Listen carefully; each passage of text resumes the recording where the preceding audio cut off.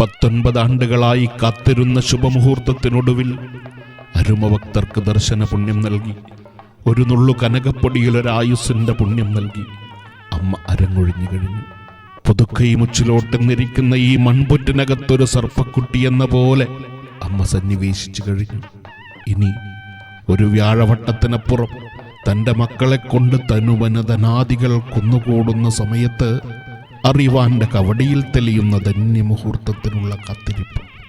അന്ന് നമ്മളിൽ ആര് ബാക്കിയാകുമെന്നത് നിയതി നിയോഗം.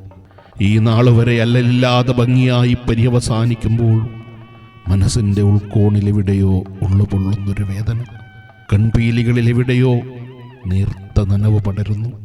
അമ്മേ, ഭുവനി മാതാവേ, എൻ്റെ പുച്ചിലോട്ടമ്മേ, എല്ലാം നിന്നിലർപ്പിക്കുന്നു.